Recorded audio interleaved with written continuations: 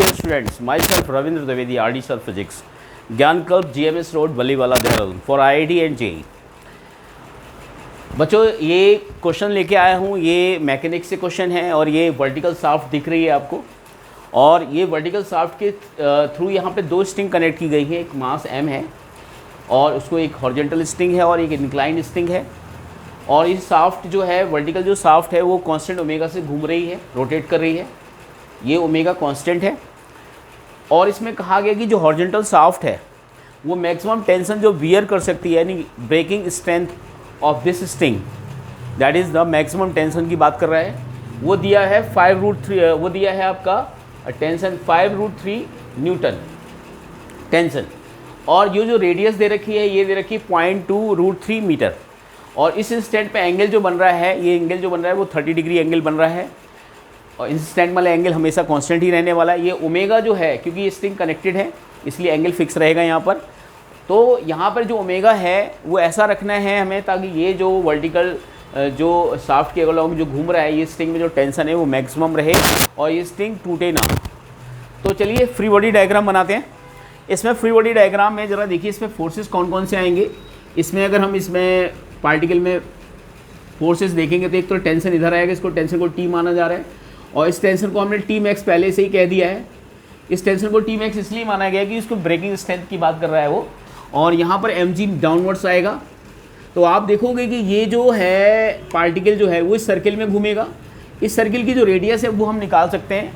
अगर हम देखेंगे एंगल फिक्स है हमारा और रेडियस दे भी रखा है, वैसे रेडियस निकालने की ज़रूरत नहीं है। तो चलिए फ्री बॉडी डायग्राम बन गया हमारा। एक तो टेंशन आएगा, एक टी मैक्स आएगा और mg आएगा। ये एंगल अगर हमारा 30 डिग्री है तो ये एंगल भी हमारा 30 डिग्री हो जाएगा। अब यहाँ पे इसके टेंशन के कंपोनेंट कर लीजिए, कितना आएगा t cos 30 और इधर कंपोनेंट इसका कितना आएगा t sin 30। तो आप देख रहे हो सेंटर की डायरेक्शन में जो नेट टेंशन आ रहा है वो आ रहा है t max plus t sin 30 equal to mg के इजिकल टू होगा mr ओमेगा स्क्वायर। बिकॉज जो नेट फोर्स टुवार्ड सेंटर होगा वो सेंट्रीपिटल फोर्स से बैलेंस होगा। Equation number 1। अब वर्टिकली भी ये हमारा इक्विलिब्रियम में रहने वाला है, क्योंकि जब ये घूम रहा है तो हॉरिजॉन्टल सर्किल में घूम रहा है तो वर्टिकली मूवमेंट नहीं हो रहा है। इसका मतलब वर्टिकल डायरेक्शन इक्विलिब्रियम है। इसका मतलब ये हुआ कि t cos 30 जो होगा वो हमारा mg से बैलेंस हो जाएगा।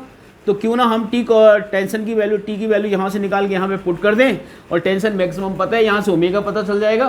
क्योंकि हमें क्वेश्चन में पूछा है कि मैक्सिमम नंबर ऑफ रेवोल्यूशंस पर मिनट पूछा गया है।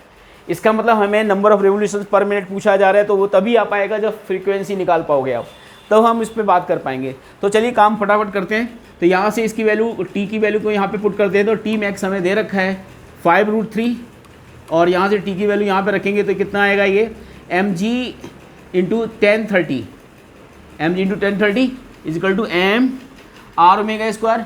मास जो है वो इसमें मास m की वैल्यू, m मास दे रखा है, मास भी उसमें गिवन होगा। मास की वैल्यू इसमें दे रखी है क्वेश्चन में 0.3 kg। इसमें मास जो दे रखा है 0.3 kg दिया हुआ है, जो हमने मेंशन नहीं किया था वो अभी हमने मेंशन कर दिया है। तो m r omega square, r की वैल्यू कितना है 0.2 इंटू √3 और ओमेगा स्क्वायर मान लेते हैं।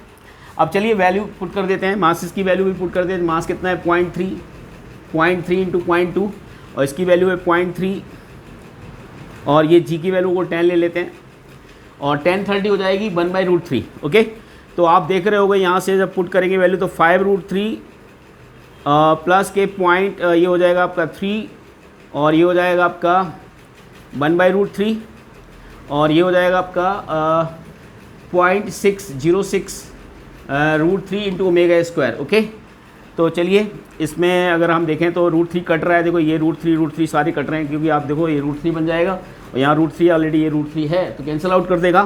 तो 5 + 1 इजिकल टू कितना आ गया, ये आएगा 6 हो जाएगा। ये 6/0.06 √3, ये ओमेगा स्क्वायर की वैल्यू आ गई। तो चलिए इसको और सिंप्लीफाई करते हैं तो ये हो जाएगा आपका 100/√3। ये ओमेगा स्क्वायर आ गया 100/√3।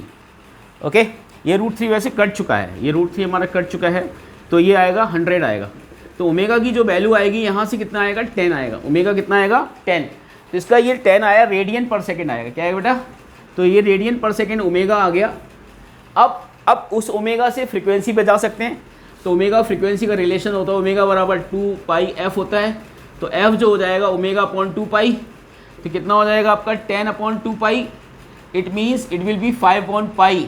ये आएगा रेडियन, ये आएगा आपका पर सेकेंड, ये फ्रीक्वेंसी आई है। बट हमें रिवोल्यूशंस निकालने हैं, पर मिनट में निकालना है। तो अगर हमें पर सेकेंड में है तो चलो रिवोल्यूशंस निकालते हैं। तो ये हो जाएगा 5 अपॉन पाई, और पर सेकेंड की जगह मिनट, एक सेकेंड में कितने मिनट हो, 1/60 मिनट। तो 60 ऊपर चला जाएगा, कितना आएगा आपका, ये आएगा 300 अपॉन पाई। कितना आएगा बेटा, 300 upon pi revolutions per minute हो गया। तो this will be the answer. तो answer will be 300 upon pi revolutions per minute. अगर आपको ये चीज़ें समझ आती हैं अच्छे से, जो मैंने आपको एक्सप्लेन कर रहा है, और आपको अच्छा लग रहा है, तो आप मुझे यूट्यूब चैनल में सब्सक्राइब कर सकते हैं, Gyankalp career institute physics by R D sir. और ऑफलाइन मुझे ज्वाइन कर सकते हैं बल्लीवाला सेंटर में, ज्ञानकल्प कैरियर इंस्टीट्यूट, GMS रोड। Thank you.